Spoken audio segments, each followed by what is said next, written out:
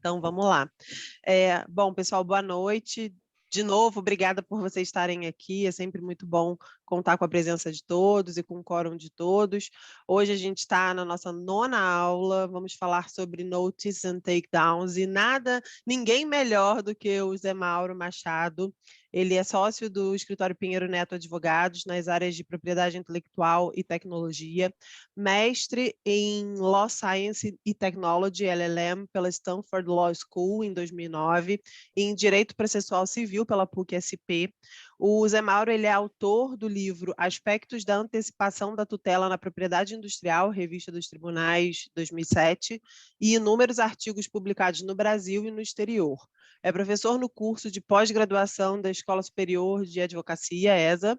É recomendado na área de propriedade intelectual pelas seguintes publicações: Chambers Global, Chambers Latin America, Latin Lawyers 250, Legal 500 e World Trademark Review.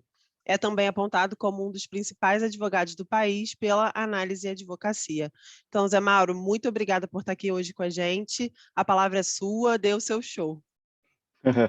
Boa noite, Julia, tudo bem? Eu queria começar te agradecendo aí pelo convite, agradecer a BPI. Eu fiquei feliz com o convite e confesso que eu fiquei curioso com o tema, né? Porque quando vocês montaram o curso, eu fui ler mais, eu fui pesquisar mais até para montar a aula, e eu fiquei absolutamente surpreso com o número hoje de disputas, de questões envolvendo influenciadores digitais. É realmente incrível, gente. Eu convido vocês a fazerem uma pesquisa por conta própria depois, em qualquer site de busca, vocês vão ficar realmente extasiados com as informações que tem sobre isso.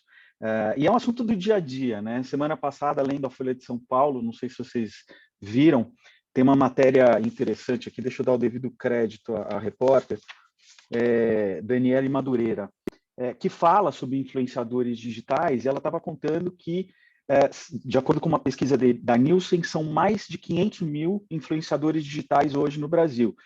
Influenciadores digitais, aqueles que, além de se identificarem como influenciadores, têm mais de 10 mil seguidores. Obviamente tem uma margem de erro, mas imaginem vocês, 500 mil pessoas produzindo conteúdo em diferentes plataformas, com uma frequência, às vezes, mais de uma vez ao dia, recomendando os produtos, tem contratos por trás disso, a gente vai ver aqui durante a apresentação. Então, realmente é algo que está tomando conta do marketing digital, né, a figura dos influenciadores. É uma mudança muito impactante de hábitos. Eu acompanhei a primeira palestra, que é a palestra inaugural do curso do Luiz Passetti, e além de achar muito interessante também, eu me peguei dando risada sozinho, né? Ele falou principalmente das crianças, né?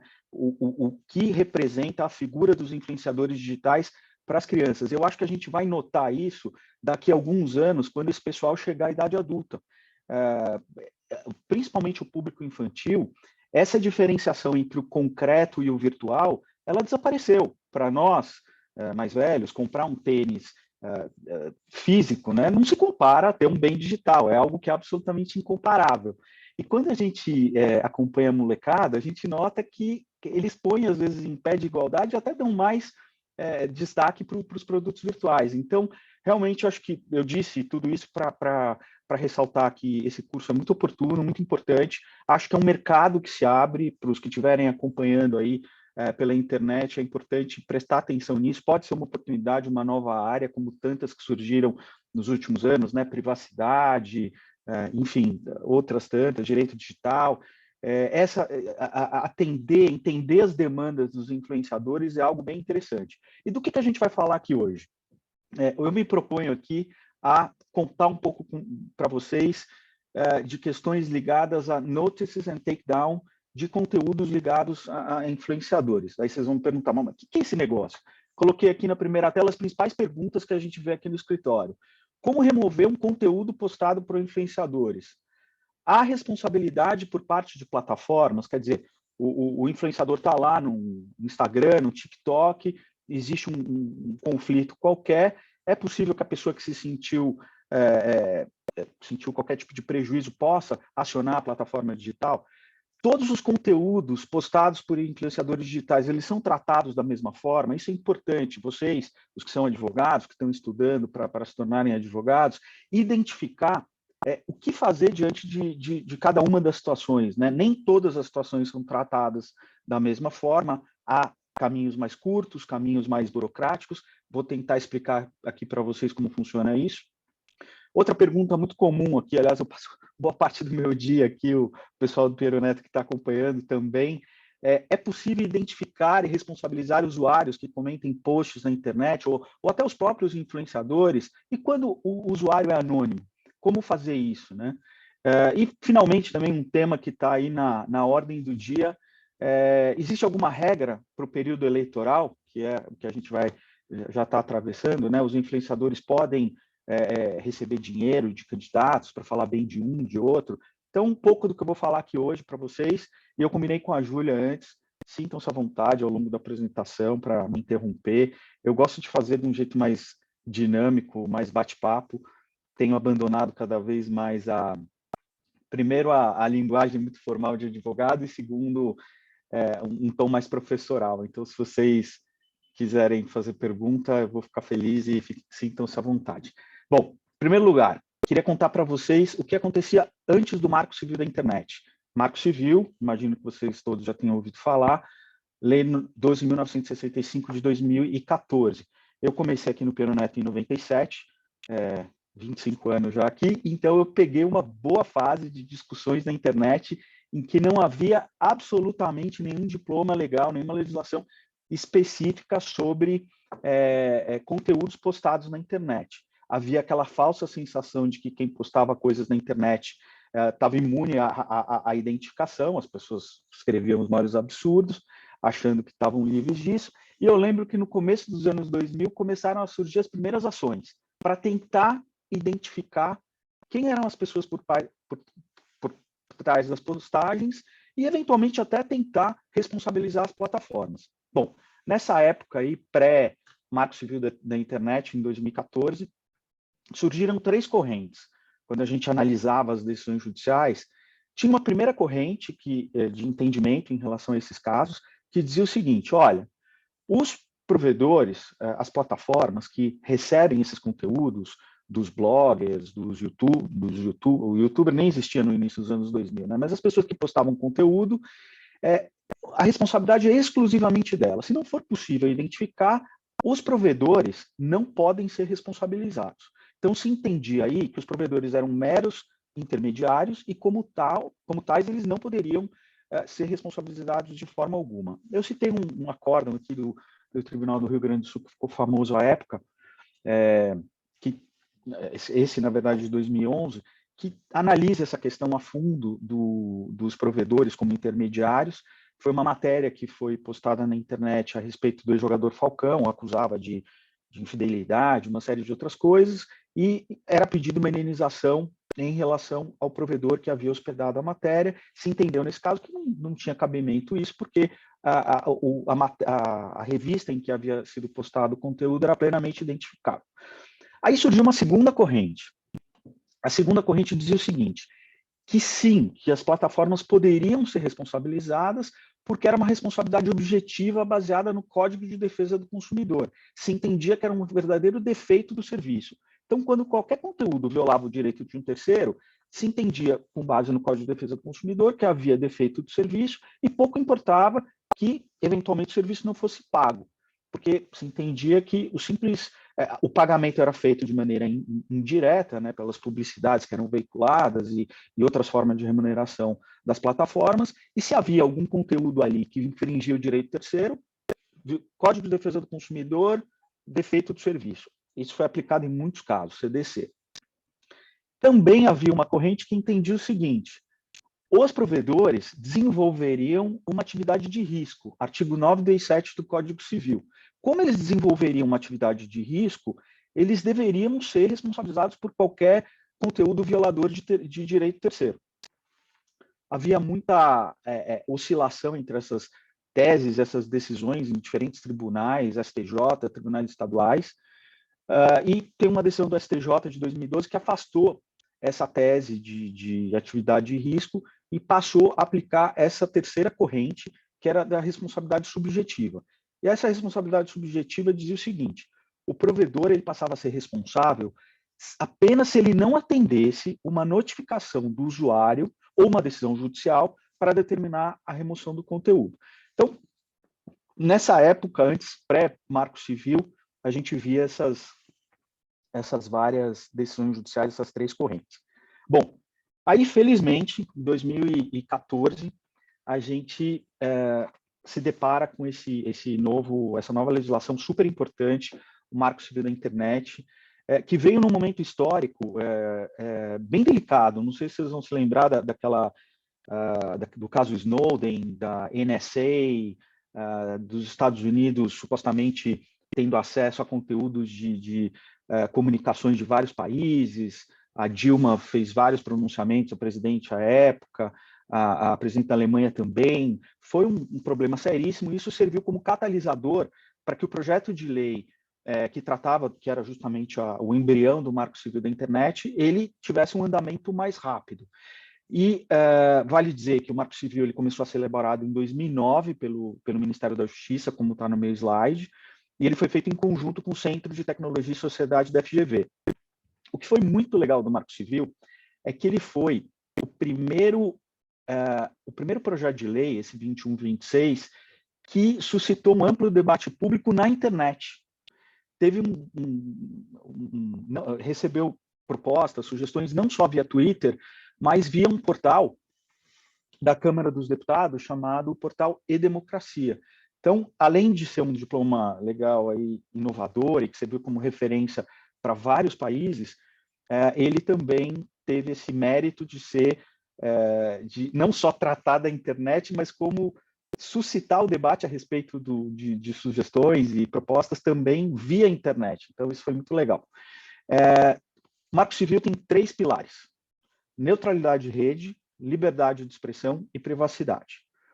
Neutralidade de rede, vez ou outra esse tema aparece na mídia de novo, é sempre muito discutido, e é um princípio extremamente importante do Marco Civil da Internet. O que ele quer dizer? Ele quer dizer que todos os pacotes de informação que transitam na internet brasileira, eles são tratados da mesma maneira.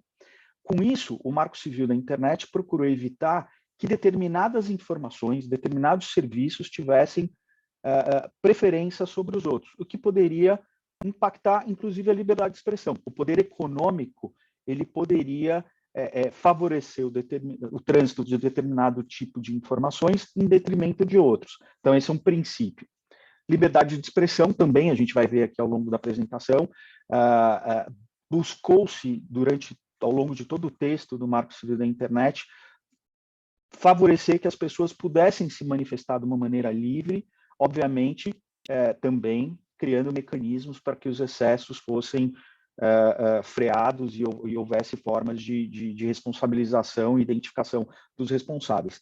E também o outro pilar, o da privacidade, né? Todo o conteúdo produzido, gerado pelos indivíduos, é protegido pelo princípio constitucional da intimidade, e só mediante ordem judicial esse princípio da privacidade ele pode ser mitigado. Então, vamos aqui discutir alguns aspectos importantes do Marco Civil da Internet para fins do que a gente está conversando aqui. O Marco Civil da Internet fala de direitos, obrigações, garantias que são aplicáveis aqui na internet brasileira e traz 2 definições relevantes para esse assunto nosso aqui de influenciadores digitais. Ele define o que são provedores de conexão e provedores de aplicação. Provedores de conexão são aqueles que permitem o acesso à internet, mediante atribuição ou autenticação de um endereço de IP. No momento que a gente se conecta à internet, nós temos que contratar uma dessas empresas, que são os provedores de conexão, Vivo, Claro, entre outras, e no momento em que o nosso terminal se conecta à internet, a gente recebe um número de IP. E esse número de IP consegue identificar o terminal que está se comunicando à internet. Os endereços de IP, dado o elevado uso da internet no Brasil, o sistema que nós usamos já está chegando ao limite. Então, por isso, a gente usa hoje muitos desses provedores de conexão, eles usam um sistema chamado IP dinâmico, que significa que o mesmo número de IP pode, num dia, ser atribuído a um determinado tribunal, olha lá, cacuete de advogado, a um determinado terminal, e num outro momento, quando um outro terminal acessa a internet, aquele primeiro se desconectou, esse segundo terminal que se conectou recebe o mesmo IP. Então, isso se chama IP dinâmico, e justamente isso acontece, esse mecanismo acontece porque nós estamos chegando a um número máximo de conexões, o que impede que cada terminal tenha um número fixo. Bom, então nós temos os provedores de conexão, que nos permitem a conexão à internet, e nós temos os provedores de aplicação. O que são provedores de aplicação? São sites, de forma geral, que permitem o acesso a diferentes funcionalidades. O que são os provedores de aplicação? Instagram, Facebook, TikTok, enfim, todos esses que são usados pelos influenciadores digitais. Interessante aqui contar a primeira polêmica, a primeira discussão que existe nos tribunais. Eu contei aqui da questão dos IPs dinâmicos, né? A necessidade de você atribuir o mesmo IP a diferentes terminais ao longo do dia ou ao longo de horas para permitir que haja o acesso identificado à internet. Existe um argumento, muitas vezes apresentado nos tribunais, no sentido de que os provedores de conexão eles deveriam não só manter o endereço de IP para fornecer às autoridades, caso fosse necessário, como também o que se chama de porta lógica, que seria a identificação do terminal em si que acessou a internet. Então, seria uma identificação adicional ao número de IP que permitiria o acesso do próprio terminal. Essa é uma discussão grande que existe nos tribunais, não existe clareza e não existe nenhuma disposição no Marco Civil da Internet a respeito dessa questão das portas lógicas, mas essa é uma discussão que normalmente a gente enfrenta aqui nos tribunais, nas ações que tratam desse tema, e a gente tem decisões em todos os sentidos, mas essa é uma questão bastante sensível, né, sobre a obrigatoriedade ou não de os provedores de conexão e também os provedores de aplicação reterem essa informação a respeito da porta lógica. O que vale falar também sobre provedores de conexão e de aplicação? Eles, por obrigação, por disposição do Marco Civil, artigos 13 e 15, eles têm a obrigação de guardar os registros de acesso. O que significa isso?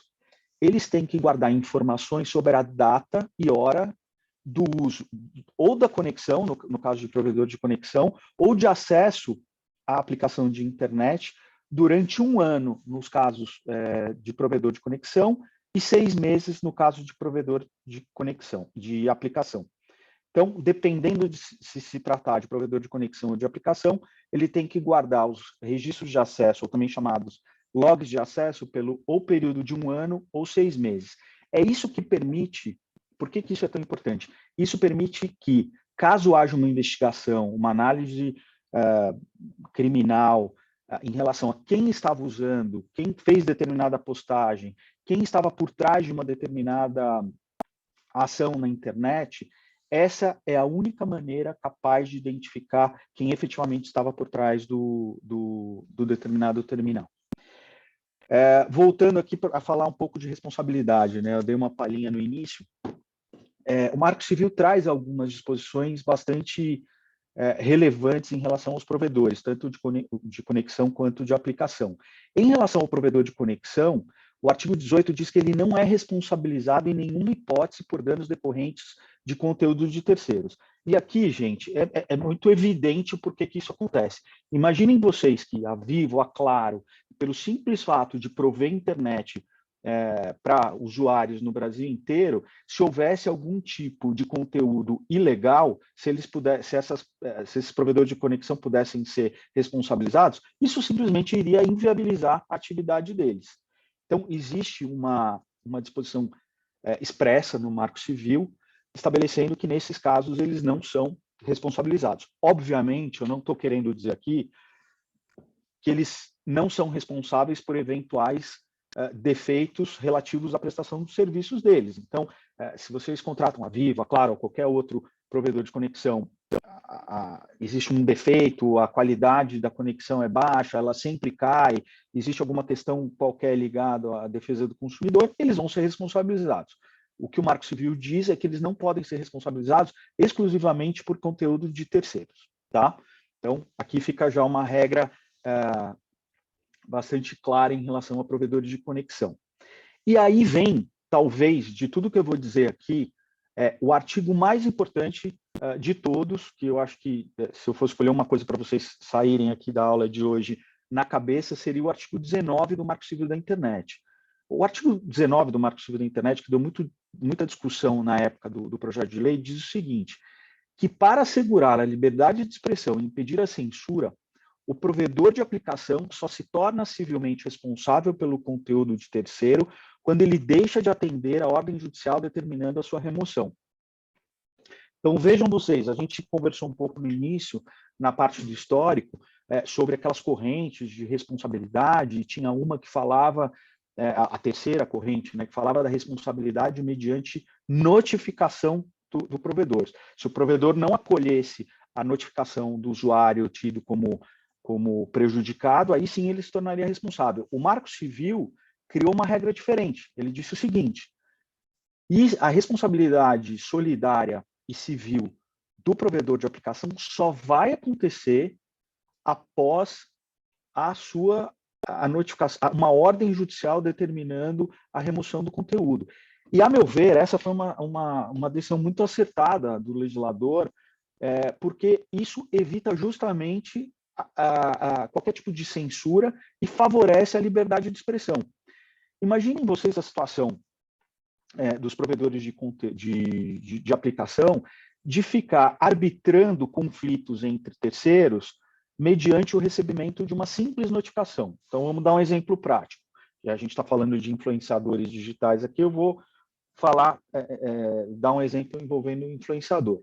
Eu aqui, Zé Mauro, estou acompanhando um influenciador qualquer, e esse influenciador emite uma opinião a respeito de um caso em que eu atuei como advogado. Não tem problema de segredo de justiça, não tem problema nenhum. Mas ele diz lá o seguinte, olha, inclusive aqui eu acho que esse advogado, José Mauro, fez uma bobagem nesse caso, não devia ter feito isso, a contestação faltou aqui uma preliminar, enfim, faltou um monte de coisa aqui. Aí eu, José Mauro, assistindo lá no meu Instagram, acompanhando esse influenciador, falo, pô, isso é um absurdo, esse cara está falando de mim, eu não concordo com isso. Aí eu pego, mando uma notificação para o provedor de aplicação e digo assim, você tire isso, porque isso viola a minha honra, eu não estou de acordo com isso. Sem essa disposição do Marco Civil, o provedor se vê numa situação em que é melhor para ele retirar o conteúdo e evitar uma discussão comigo, uma responsabilidade, uma ação de indenização que eu vá propor, tanto contra ele quanto o influenciador, do que deixar o conteúdo lá para que as partes, de fato, resolvam da melhor maneira possível. Esse sistema que está previsto hoje no Marco Civil da Internet, ele faz com que as partes ou resolvam entre elas, ou que haja um pronunciamento judicial a respeito do assunto. Então, nesse caso, nesse exemplo que eu dei, obviamente, que não, vamos imaginar uma situação que não seja extrema, né? O sujeito não me xingou, não usou termos chulos, simplesmente ele fez um juízo de valor que eu não gostei. Nessa situação, o ideal seria eu levar a questão ao judiciário, para que o judiciário determine, emita uma decisão se aquilo, de alguma maneira, causou um efetivo prejuízo, violou a legislação ou não. Se não violou a legislação, o provedor ele está tranquilo. Não existe possibilidade de responsabilidade por parte dele. Então, aqui vale dizer para vocês que esse artigo 19 é um artigo importante, é um artigo que eu acho que coloca as coisas no lugar correto e ele justamente permite que floresça na internet brasileira uma plena liberdade de expressão, as pessoas possam falar o que querem, obviamente sem excessos. E quando houver excessos, possa haver a remoção por ordem judicial, e como a gente vai ver aqui mais para frente, em situações extremas, também pelo próprio provedor, mas aí em situações específicas que a gente vai falar. O que é legal dizer aqui? A ordem judicial, que trata da remoção do conteúdo, do artigo 19, ela tem que conter, sob pena de nulidade, identificação clara e específica do conteúdo, a URL, que permita a localização inequívoca do material. Essa é uma disposição expressa do artigo 19, parágrafo 1º. Por que eu estou dizendo isso? Sem essa disposição, a indicação específica do conteúdo que precisa ser removido, há o risco que o provedor de aplicação tem que fazer uma verdadeira varredura diária, em real time, de tudo aquilo que é postado para evitar a violação da ordem judicial. Então, para quem trabalha nessa área, para os advogados, estudantes que atuam nessa área, esse é um ponto que sempre gera discussão judicial. Quando a ordem judicial, que é endereçada aos provedores de aplicação, ela simplesmente determina a remoção de determinado conteúdo, e inclusive determina que o provedor fique de olho para ver se aquele conteúdo vai ser postado novamente. Na verdade, o que o Marco Civil determina é que a ordem judicial tenha que indicar o URL, que é o endereço exato dentro da internet de onde aquele conteúdo se localiza, e caso haja violação da ordem judicial, cabe ao lesado, a pessoa física ou jurídica que é lesada, indicar ao judiciário a URL da nova violação, onde o conteúdo foi novamente postado, para que aí a plataforma, o provedor de aplicação, faça a remoção. Tá claro, gente? Eu não sei se estou falando meio rápido, mas vocês me interrompam aí. Então, vamos adiante. Outro aspecto importante, aquele que se sentiu lesado e consegue a remoção judicial do conteúdo, ele pode pedir para que a plataforma indique ali no local onde estava o conteúdo o que gerou a remoção, né? O que levou, quais foram os motivos, as razões que geraram a remoção do conteúdo.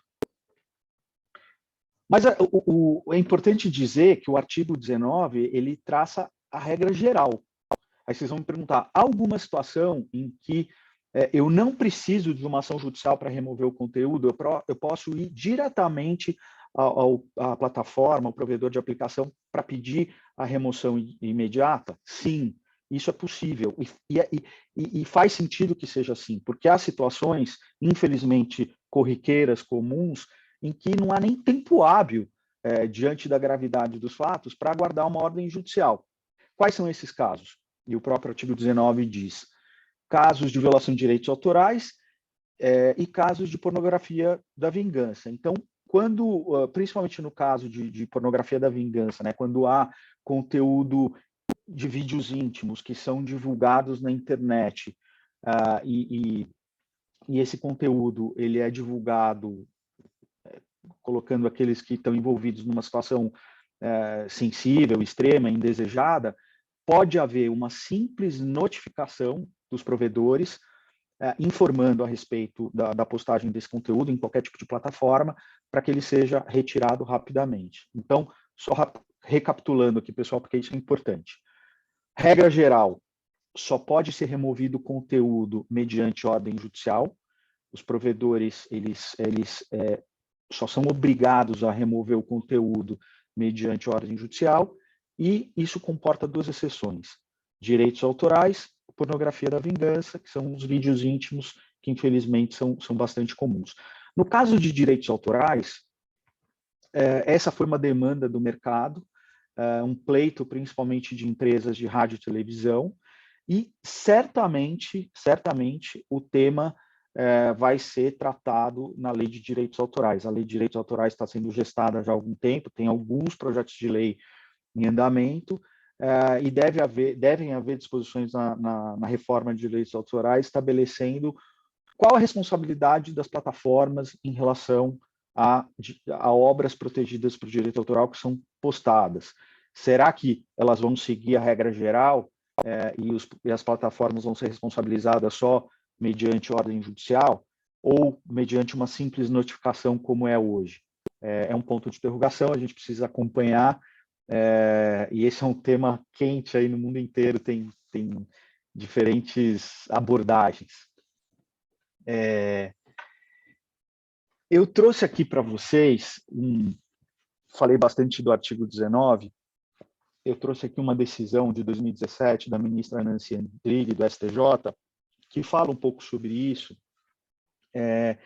E ela é importante, essa decisão, justamente porque ela deixa claro que os provedores de aplicação, eles não têm a responsabilidade de fazer o monitoramento do conteúdo para verificar se um determinado conteúdo foi postado, foi repostado, se foi ou se não foi.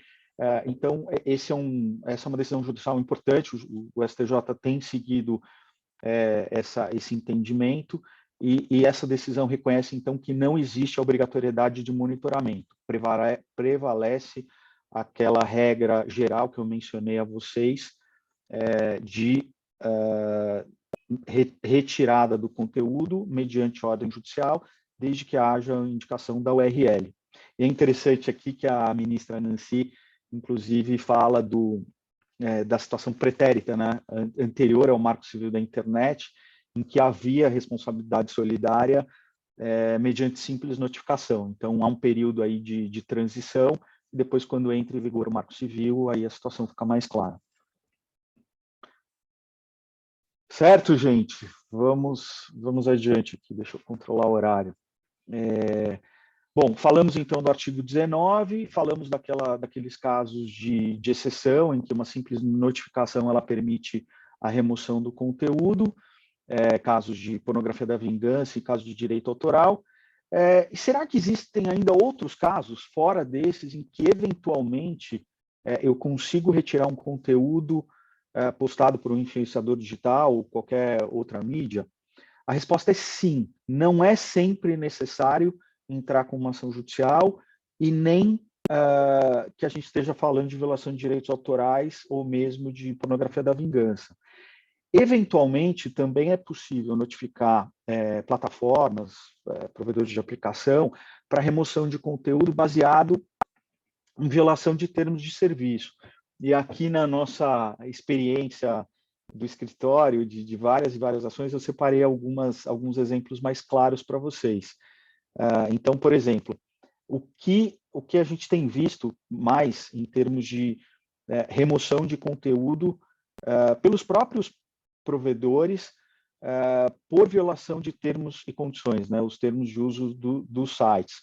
Pornografia, e aí o próprio Marco Civil fala disso, violação de direitos autorais também, discurso de ódio, que é cada vez um tema mais comum, sempre que existe racismo, misoginia, enfim, algum conteúdo que possa ser enquadrado como discurso de ódio, normalmente não há necessidade de ação judicial. A maioria das plataformas, elas ou fazem a remoção espontaneamente, ou elas atendem ao pedido de usuários para que a remoção seja feita. E eu queria aqui dividir com vocês uma experiência prática. É impressionante o número de casos em que a gente tem. É muito comum remoção de conteúdo por conta de discurso de ódio. A gente tem até algumas investigações que a gente acompanha no Tribunal Superior Eleitoral em relação a isso. E também investigações criminais, né, tratando do tema. E como funciona isso? Sempre que um conteúdo que é enquadrado, por exemplo, como discurso de ódio é postado, racismo, misoginia, a gente, como isso acontece no dia a dia, a plataforma retira, mas ela mantém por 6 meses os logs de acesso e os dados cadastrais das pessoas envolvidas, as pessoas que estão vinculadas às contas responsáveis pelas postagens. As autoridades públicas, a polícia, o Ministério Público, mandam um ofício para as plataformas, pedindo para que as plataformas preservem a informação. Essas autoridades entram com uma ação judicial para que tenham acesso aos registros aos registros relativos a essas postagens, e havendo ordem judicial, havendo uma decisão judicial permitindo acesso, as plataformas então entregam essas informações para as autoridades públicas para que as informações possam ser utilizadas para a identificação dos responsáveis. E pelo menos nos casos aqui que a gente está envolvido, nós estamos envolvidos, é muito comum que os responsáveis sejam encontrados. Nem sempre é muito fácil, porque além dessa identificação por parte das plataformas, né, dos provedores de aplicação, às vezes é também necessário envolver os provedores de conexão para que eles possam indicar onde se localiza fisicamente o endereço IP que acessou uma determinada conta. Então, o caminho é esse. Primeiro, a gente obtém os dados dos provedores de aplicação e, uma vez obtidos os dados, o endereço IP responsável pela postagem, pelo discurso de ódio, pede-se ao provedor de conexão para identificar onde fisicamente estava o terminal responsável pelo acesso. Tá? Fake news também é algo muito comum, envolvendo takedown de conteúdo na internet com as eleições. Acho que é o tema número 1, né? Informações inverídicas. Os provedores têm sido cada vez mais proativos nessas remoções. Comportamento inautêntico. Então, para vocês que atuam nessa área, têm clientes influenciadores, o que pode gerar retirada de suspensão de conta ou retirada de conteúdo? Compra de likes, diferentes contas em nome de um mesmo usuário, ou um usuário que se passa por outro. É muito comum, por exemplo, influenciadores terem mais de uma conta, justamente para fazer com que, caso uma conta seja derrubada, por alguma razão qualquer, ele tem um plano B, ele tem uma outra conta que possa ser utilizada. Isso também pode dar margem à suspensão da conta. Existem várias discussões judiciais sobre isso. Eu tomei o cuidado de olhar quase todas aqui quando eu estava preparando a aula para vocês. Muitas vezes as plataformas elas fazem a suspensão da conta por alguma dessas razões que eu narrei aqui para vocês, mas não fica claro na comunicação com o influenciador digital qual foi a razão da suspensão da conta. Ou a razão é apontada, o influenciador digital alega que ele ele corrigiu o problema, enfim, o que estava acontecendo, e teria havido uma demora, por exemplo, para restabelecimento da conta. Aí o influenciador digital entra com uma ação contra a plataforma, alegando que ficou um tempo excessivo fora da internet, isso causou prejuízos, tem várias ações sobre isso. Essa questão de conteúdo inautêntico, tem algumas discussões sobre nome social, então, pessoas que se identificam por nomes diferentes. Tem um caso prático que eu identifiquei aqui no TJ de São Paulo, uma determinada conta foi suspensa, e depois, quando o provedor de aplicação argumentava que a pessoa não era a pessoa que efetivamente era responsável, ela tinha dado um nome para sua conta que não era correto, seria uma outra pessoa, e quando foi verificar, era uma mulher trans, e a conta foi suspensa. Ela conseguiu provar que ela se identificava socialmente daquela maneira, e a conta foi restabelecida judicialmente. Estou contando esses casos para vocês, só para vocês terem uma ideia do tipo de debate que a gente tem visto no judiciário, né? Bem interessante, um tema bastante atual. O que também tem gerado o takedown de conteúdo diretamente por parte de plataformas. Influenciadores mirins. A maioria das plataformas estabelece como idade mínima para criação de contas 13 anos, mas a gente vê em muitas plataformas crianças com muito menos do que isso, postando conteúdo, fazendo review de brinquedo. Meus filhos são fãs disso, e isso sim também tem gerado a suspensão de contas e a retirada de conteúdo. Bullying, sem dúvida, também é um problema recorrente.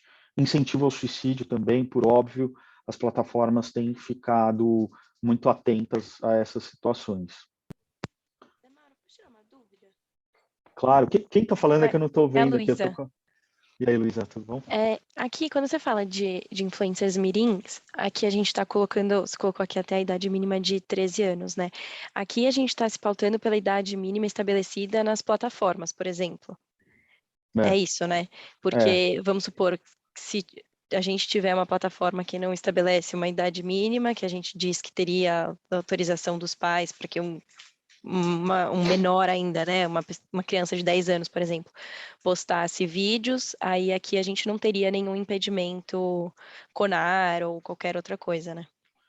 Bom ponto, Luísa. O que a gente vê é o seguinte, quando isso é feito com os pais, né, existe claramente lá na conta dos pais, está junto com os pais, tem autorização dos pais, obviamente fica mitigado isso.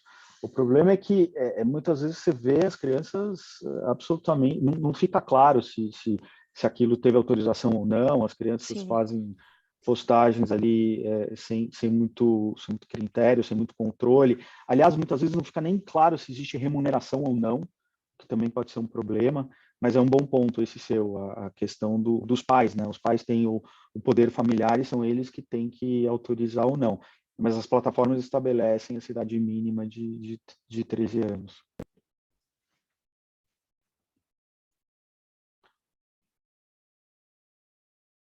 Vamos adiante aqui.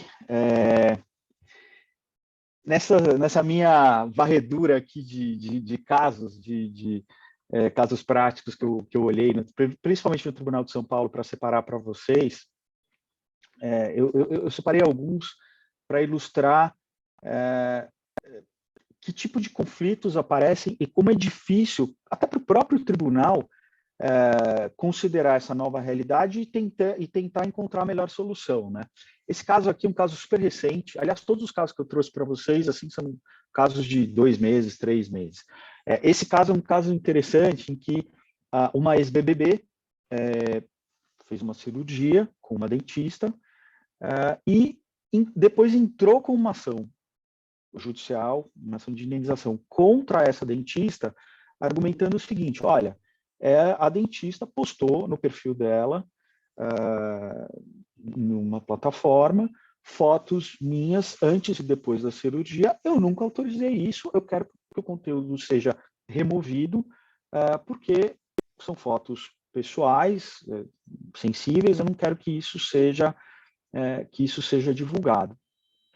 E aí, lendo a decisão, lendo a ação, é interessante ver, tanto em primeira instância quanto em segunda, a tentativa tanto do juiz quanto do tribunal de entender o que tinha acontecido ali. E a decisão judicial foi no seguinte sentido: olha, aparentemente o que aconteceu aqui é que elas fizeram um acordo. A dentista concordou em fazer a operação mediante a veiculação da publicidade no perfil dela, dentista, posteriormente. Então, a remuneração da operação teria sido essa possibilidade da postagem e a divulgação de que ela operou uma pessoa que participou do BBB Brasil. E nada disso teria sido informado no início da ação. E ao longo dessa ação, e na própria decisão que vocês podem consultar depois, se chegou à conclusão que, embora não tenha havido contrato, claramente o contexto foi esse foi o interesse das partes, foi um contrato verbal. Mas vejam vocês a dificuldade, como ainda é um mercado pouco sofisticado do ponto de vista jurídico, né? As coisas são combinadas lá entre o WhatsApp, de uma maneira informal, sem muita formalidade, e os conflitos como surgem normalmente, como surgem em qualquer aspecto da vida civil, e depois eles precisam ser esclarecidos, né? Precisam ser resolvidos. Nesse caso, se entendeu que não havia cabimento para remover a postagem feita pela dentista, porque estava claro ali, até porque elas tinham postado um vídeo juntas falando sobre a operação, que esse tinha sido o ajuste entre elas. Mas, claramente aqui, se houvesse um advogado assistindo qualquer uma das duas, o ideal seria ter um contrato simples estabelecendo a combinação, a remuneração da cirurgia e como isso deveria ser feito. Isso aqui sem entrar em discussão sobre questões éticas envolvendo divulgação de procedimentos cirúrgicos, que eu acho que aí é uma outra discussão. Mas eu achei interessante trazer isso para vocês. Aqui uma outra discussão bastante atual, um julgamento do dia 24 de maio de 2022. Um TikToker, ele fez uma paródia de uma música para homenagear garis. E aí o titular, a pessoa que é a criadora dessa obra musical, entrou com uma ação argumentando que o direito autoral dela tinha sido violado e pedindo a remoção do conteúdo. Interessante aqui a discussão, e aí o tribunal entendeu que nesse caso foi feita uma simples paródia para homenagear uma categoria profissional, não havia intuito comercial evidente e não há prejuízo por parte daquele que se viu, que se disse aqui, prejudicado por conta da divulgação da música. Mas vejam vocês, para quem eventualmente for atuar ao lado dos influenciadores digitais, essa questão dos direitos autorais é sempre muito sensível, né? Entender se existe a possibilidade da exploração, se existe conotação comercial ou não, isso pode sim dar margem não só à suspensão do perfil, como também depois a uma ação de indenização. Aqui é um caso também muito recente, dia 12 de maio, em que houve a suspensão de uma conta numa plataforma e não ficou claro no andamento dessa ação, segundo a decisão, qual teria sido a razão da suspensão da conta. Em vista da ausência de razão clara para a suspensão da conta, foi estipulado um dano moral aqui para o influenciador digital de R$20 mil pelo período em que ele ficou impedido de utilizar a conta dele e honrar os contratos e as combinações que ele tinha.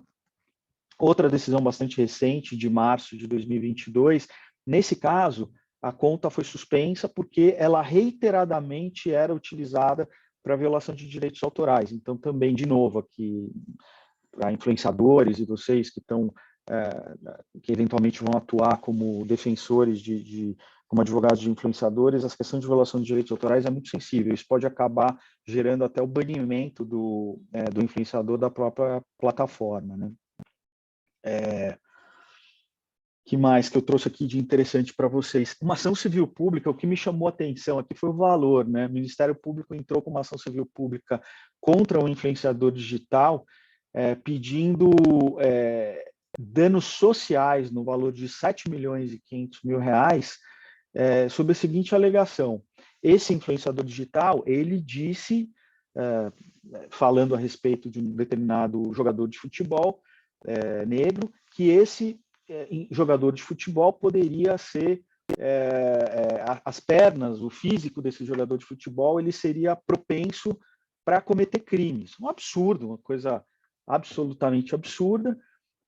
E esse influenciador digital, então, fez lá uma piada com a condição física do jogador de futebol. O Ministério Público propôs essa ação civil pública, alegando racismo, alegando danos sociais, alegando danos à categoria dos atletas profissionais como um todo. E a decisão do Tribunal de Justiça aqui foi a seguinte: olha, ele fez em tom de piada esse comentário em relação à possibilidade de jogadores de futebol, pelo físico, né, estarem mais aptos a cometerem crimes e fugirem e tal. Foi uma piada sem graça, sem nenhum tipo de absolutamente sem graça. E aqui se entendeu que, no contexto, o influenciador digital já havia sido punido pelos próprios seguidores, que abandonaram esse influenciador digital. Muitos patrocínios deixaram de ser feitos. Havia aqui, nesse caso específico, um problema de prescrição. Mas vejam vocês que o que é dito nesse volume incrível de conteúdo que é postado diariamente por influenciadores, acaba dando margem a esse tipo de medida judicial, e nesse caso uma ação civil pública num valor bastante elevado. Essa especificamente foi julgada improcedente, mas é um conteúdo muito sensível, absolutamente de mau gosto, e aqui o tribunal tentou fazer um juízo de valor do que foi falado, se teria sido piada e tudo mais. A ação foi julgada improcedente, mas vejam vocês a dimensão que o problema toma, né? Deixa eu ver aqui, vamos andar um pouquinho mais rápido. Eu queria passar um vídeo muito rápido para vocês, para contar o que o YouTube faz para tentar identificar conteúdo protegido por direito autoral que é utilizado indevidamente por terceiros, né? Eu achei interessante essa tecnologia utilizada pelo YouTube, porque ela não só identifica o conteúdo que precisa ser removido, conteúdo que viola o direito autoral de terceiros, mas ele tem algumas alternativas, ele dá algumas alternativas para aquele que teve o direito violado. O titular dos direitos autorais, ele pode ou bloquear a visualização do vídeo inteiro, se ele quiser, ele pode deixar o conteúdo no ar e gerar receita com o vídeo, inclusive veiculando anúncios. Então, se verificar, por exemplo, que um determinado vídeo reproduz a música de um titular, o titular pode entender que é melhor que o vídeo fique no ar e aí ele recebe os lucros decorrentes dessa veiculação. Ou até mesmo ele pode rastrear as estatísticas de veiculação do vídeo. Então, enquanto eu tomo uma aguinha aqui, vou fazer uma pausa bastante rápida, eu vou colocar o play. Júlia, você me avisa se tiver algum problema para ouvir o som, tá? Pode deixar. Tá sem som. Acho que você tem que ir lá no compartilhar som, ali nas opções. Deixa eu ver. Share sound. Vamos lá, acho que agora vai.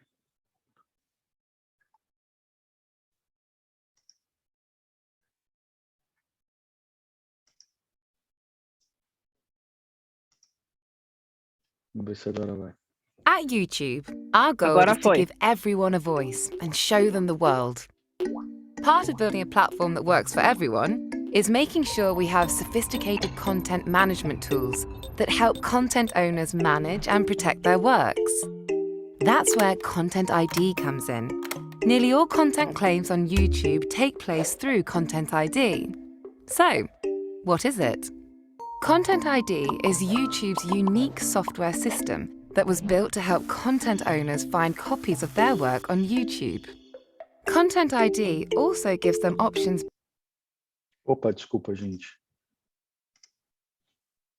beyond taking down copies, which in turn allows YouTube creators around the world to share creative ideas through fan videos that may include others' original content. Here's how Content ID works. First, content owners give us audio or visual reference files that identify their works. Our Content ID database creates what is known as a fingerprint from these files.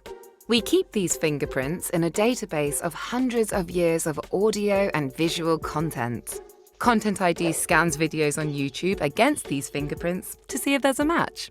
Thanks to these fingerprints, Content ID can recognize audio, video, and even melodies when they've been covered or imitated. When the system finds a match between the audio or visual reference files and a video on YouTube, the content owner has 3 options. They can block the video that matched their content, they can monetize the video, or they can track viewer data to get detailed analytics, such as countries where their content is popular.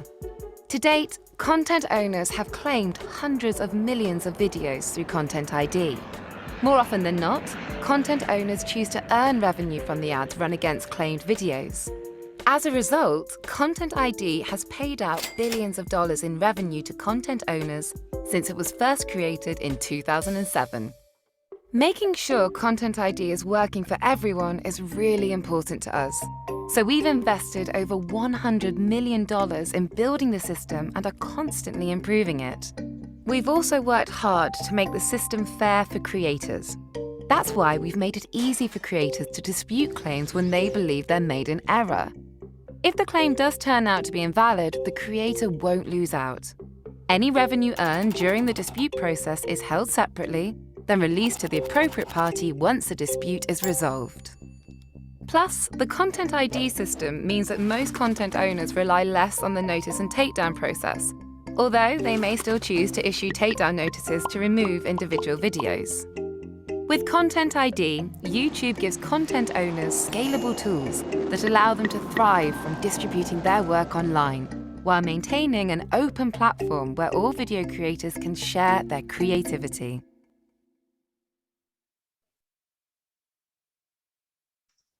Então vejam que interessante, né?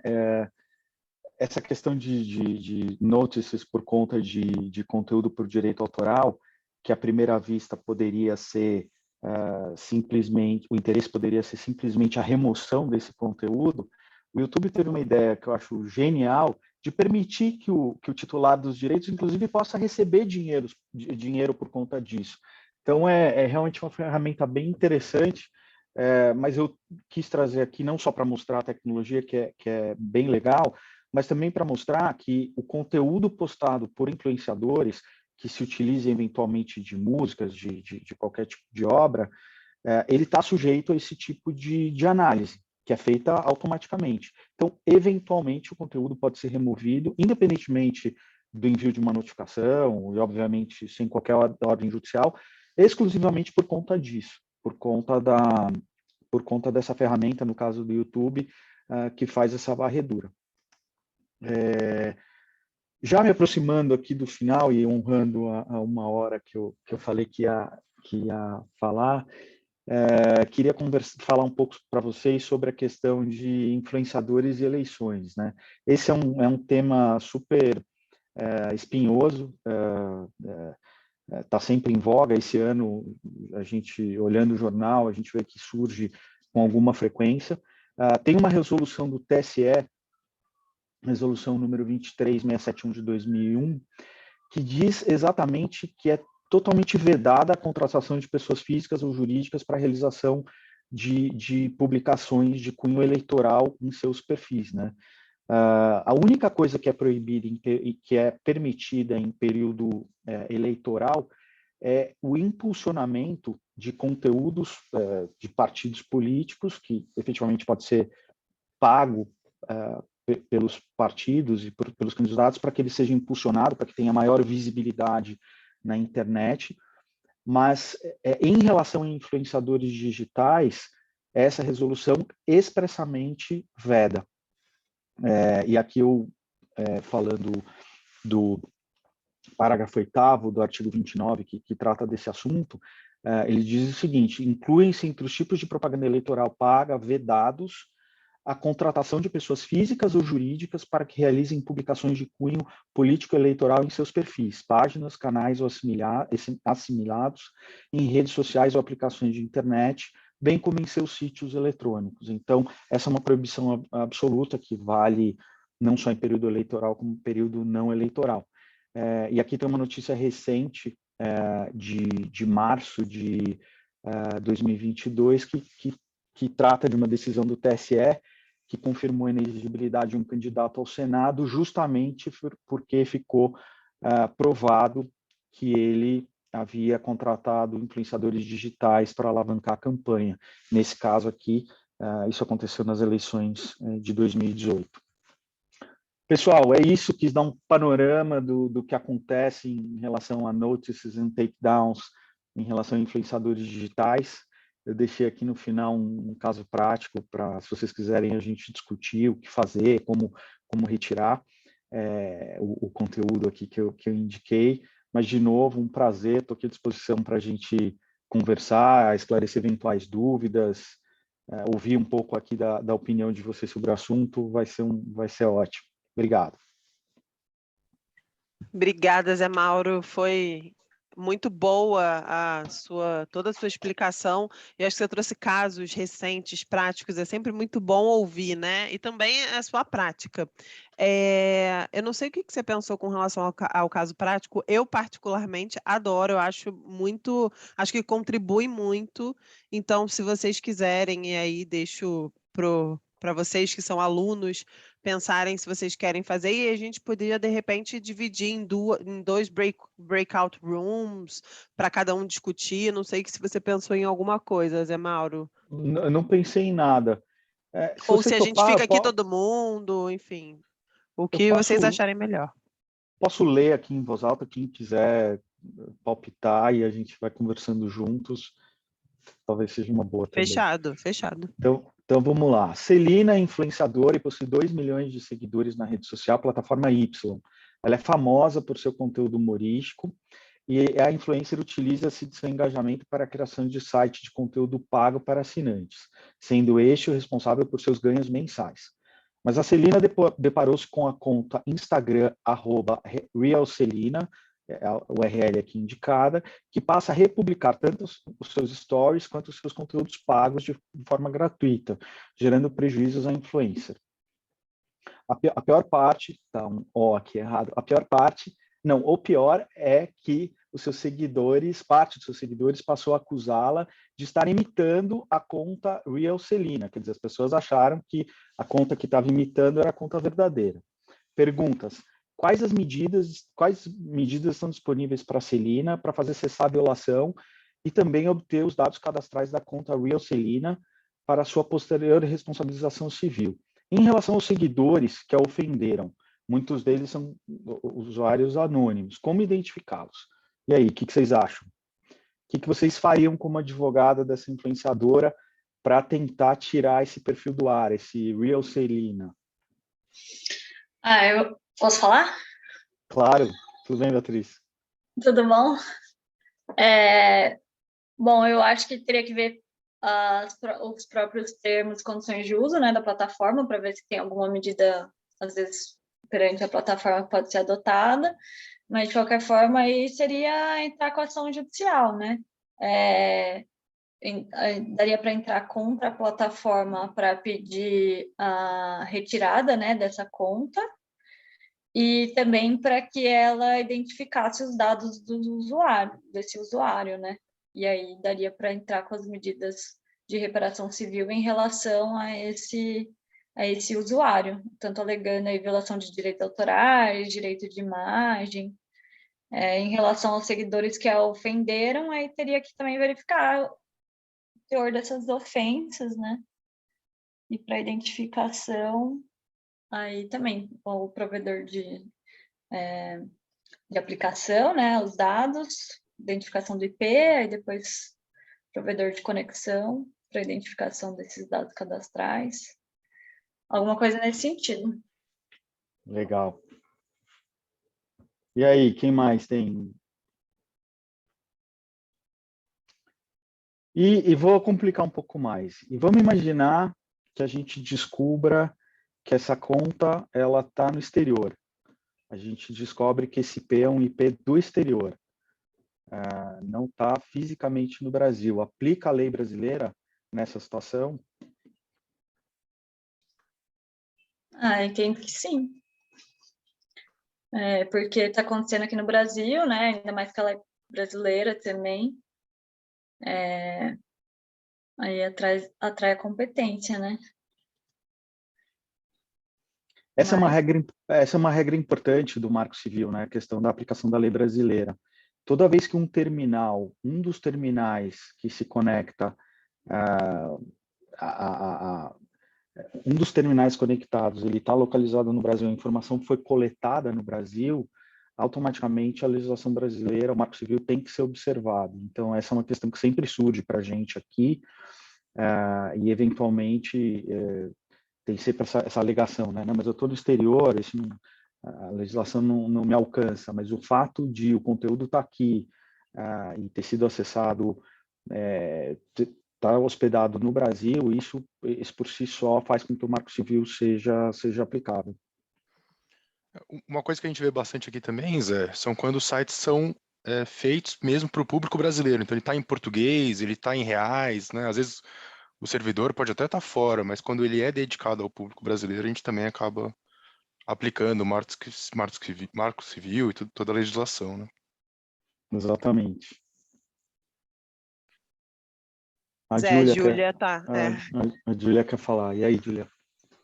Só mais um ponto, acho que a Beatriz respondeu muito bem a questão, mas só mais um ponto de atenção, acho que seria aqui em relação aos seguidores que fizeram as ofensas, saber se a gente conseguiria identificar a URL desses conteúdos das ofensas, né? Então, das publicações que foram ofensivas, porque isso sim faria com que na ação judicial você conseguisse identificar o URL e aí obter os dados para posteriormente conseguir responsabilizar eles. Boa, isso aí. E se eu puder complementar as meninas e o Rodrigo, quando a gente pensa em reprodução dos stories, normalmente story é um conteúdo, é um direito autoral, você criou ali alguma coisa, então você está tendo, de fato, uma reprodução de conteúdo que é um direito autoral, então pensar também em como remover esse direito autoral via plataforma, e lembrando que a grande maioria das plataformas, você tem uma proibição de usar algum app que reproduza o direito autoral de terceiros. Então, quando você reproduz uma story, provavelmente você está usando ali um aplicativo que sequer deveria estar podendo ser utilizado. Então, lembrar disso tudo também. Concordo, Julia. Eu acho que aqui o caminho mais fácil é a questão do direito autoral, né? Ainda que tenha a questão da imagem da Celina, que é influenciadora, tudo aquilo que ela produz, todas as filmagens, todas as postagens, tudo aquilo que ela fala, tudo aquilo que ela escreve é protegido por direito autoral. Então, o caminho mais rápido para fazer o takedown desse conteúdo é notificar o próprio provedor de aplicação, a plataforma, para que faça a remoção. Do ponto de vista prático, como isso funciona? Os provedores de aplicação têm um endereço, normalmente tem um endereço dedicado à violação de direitos autorais. Quando a gente manda, a equipe que recebe já está treinada para responder rapidamente e fazer o takedown do conteúdo. Então, acho que o mais efetivo, de fato, é procurar diretamente por esse endereço relativo à violação de direitos autorais e notificar a plataforma. A ação judicial, ela também é necessária, só que a ação judicial ela é necessária para outra coisa. Ela é necessária para responsabilização civil de quem está por trás e, em primeiro lugar, para saber quem está por trás, né?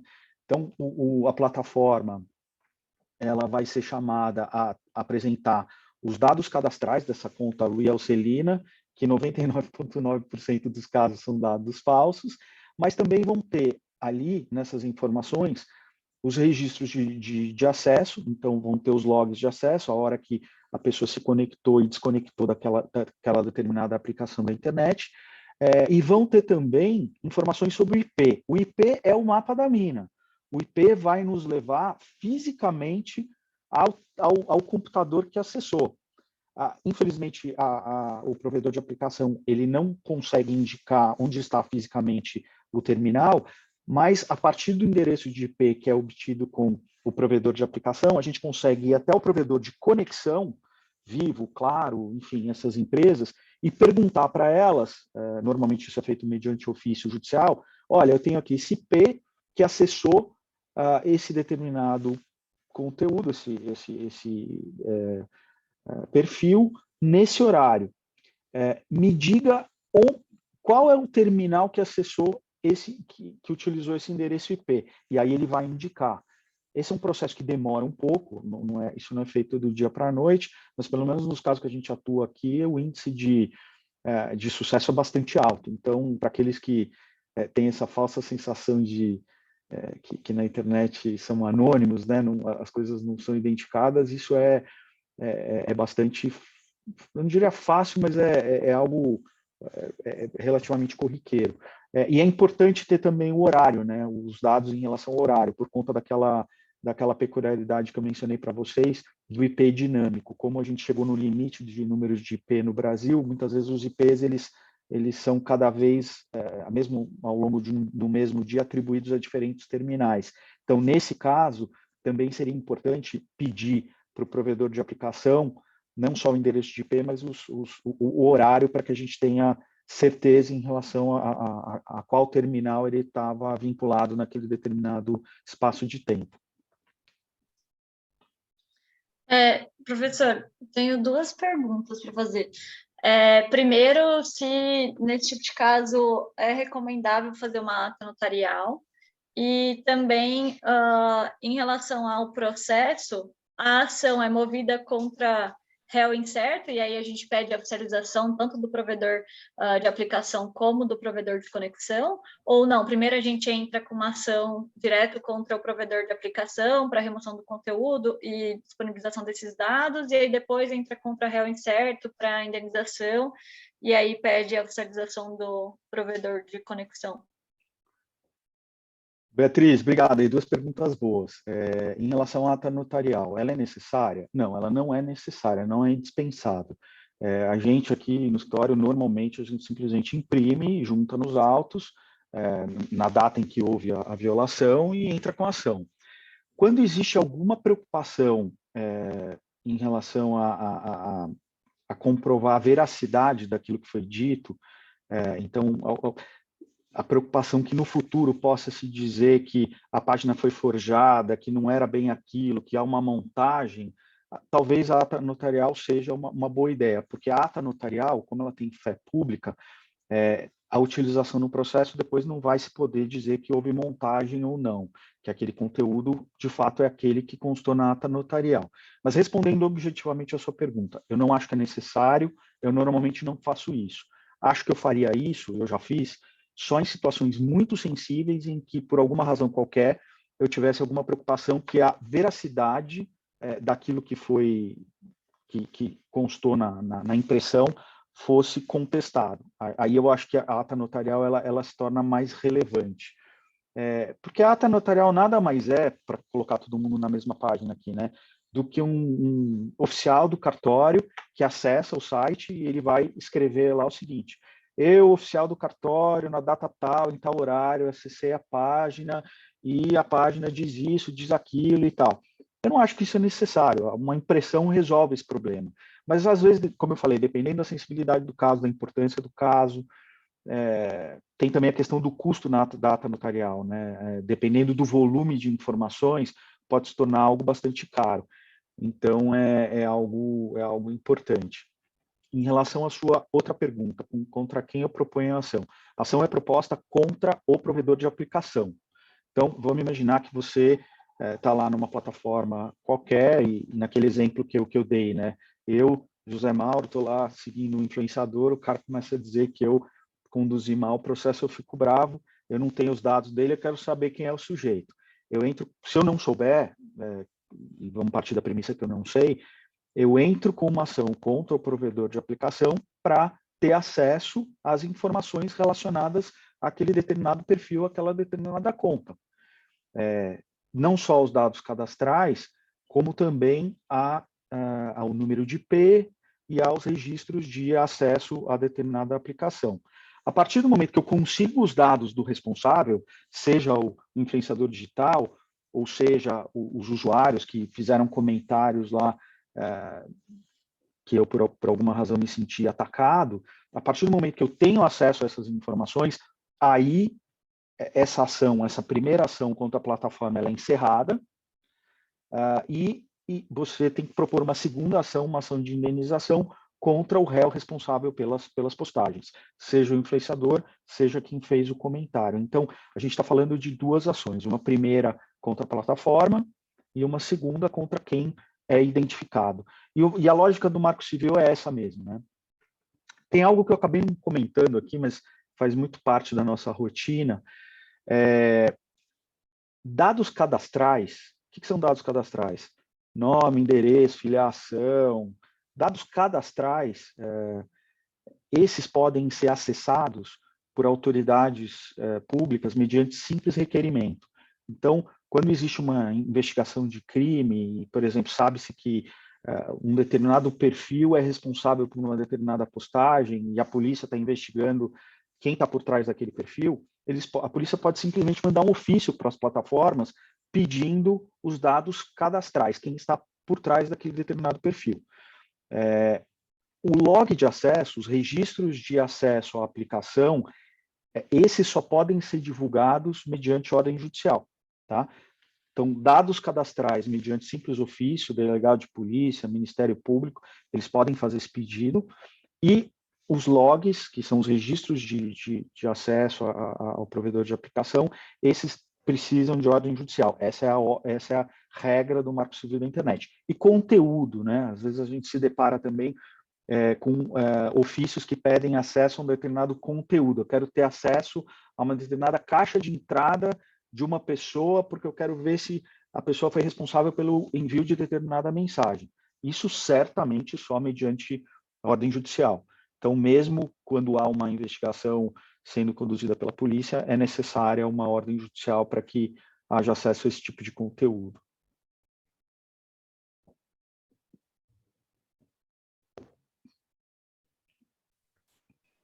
Pessoal, alguém tem mais uma dúvida, algum comentário? Se ninguém tiver, eu vou aproveitar para beber aqui do conteúdo do Zé Mauro e fazer uma pergunta. E aí, na verdade, é muito mais uma coisa prática mesmo. Você, Zé Mauro, falou em determinado momento da sua apresentação, pô, quem trabalha com contrato facilmente falaria que era melhor ter um contrato, mesmo que fosse simples, enfim, regulando aquela coisa da dentista com a influencer e da forma de pagamento e tal. E aí eu queria aproveitar todo o seu conhecimento e pedir para você falar um pouquinho para a gente o que você considera como condições, termos, enfim, cláusulas importantes em se ter num contrato quando você é uma empresa e está contratando um influenciador. Bem em linhas gerais mesmo, mas só para complementar um pouco essa parte contratual que você comentou. Ô, Júlia, você sabe que essa é uma pergunta boa, porque às vezes a gente fala desses casos envolvendo influenciadores, e é natural, às vezes, a gente imaginar que são coisas menores, né? São valores menores, são exposições menores, mas é impressionante o vulto que isso tem tomado. Eu estou vendo que o Rodrigo está aqui assistindo, a gente conduz juntos um caso aqui de um influenciador digital que atua numa plataforma de jogos, e a gente está falando de um contrato de alguém de menos de 20 anos, de alguns milhões de dólares. Então, realmente importante olhar para esse mercado como algo que, de fato, às vezes tem esse negócio da dentista que tinha ali um combinado com a ex-BBB e seria importante ter uma regulamentação mais clara, mas o que a gente tem visto aqui no escritório são cada vez mais casos relevantes em termos de valor, em que, mesmo havendo essa relevância em termos de valor, as pessoas que gerem o assunto não têm a preocupação de conduzir da maneira mais profissional, né? É ainda um mercado que está se sofisticando. Bom, nessa situação prática, né? Em primeiro lugar, o objeto, quais são as obrigações, o que cada um tem que fazer, qual é a remuneração, importante também, nesse caso da dentista, né? Precisaria ser dito ali que uma está fazendo a operação e, em contraprestação, ela vai ter a possibilidade de fazer a divulgação. Algo muito comum nesse mercado, que é a possibilidade de rescisão dos contratos. E aí, não só por parte do influenciador, mas também da empresa. Por que isso? Eu citei um caso aqui, horrível de racismo, o influenciador acabou dizendo lá que jogadores de futebol, por conta da forma física, estariam mais propensos a cometer crimes. Se eu sou patrocinador desse influenciador digital, eu quero ter no meu contrato uma cláusula que me diga, olha, se houver algum tipo de conduta inadequada, eu posso rescindir esse contrato sem nenhum tipo de penalidade. Então, vocês que são advogados e atuam, estudantes que querem atuar nessa área, é importante pensar como encerrar o relacionamento numa situação de crise, né? E de novo, a gente está falando de pessoas que estão expostas na internet todo dia, muitas vezes ao dia, e elas estão tentando chamar atenção. Então, é natural que os conteúdos eles fiquem ali no limite do que é lícito, né? Seja em relação ao jeito de falar ou em relação ao conteúdo. Então, eu pensaria também em cláusulas de resolução dos contratos, acho que é super importante. Acho que, em linhas gerais, é isso: objeto, remuneração, rescisão. Essas seriam as linhas mestras. Acho importante ter isso em mente. Muito bom, obrigada. Mais alguém? Alguma dúvida, algum comentário? Se não, já vou passar a palavra para o Zé Mauro, fazer as considerações finais dele. E antes disso, agradecer muito por você estar aqui com a gente, Zé. Assim, é uma honra para nós, como eu e Camila, que hoje não pôde estar aqui como coordenadoras do curso, ter você aqui, para a BPI também. E muito obrigada por topar participar dessa primeira edição. Tenho certeza que é a primeira de muitas que vem por aí. E aí eu passo a palavra para você.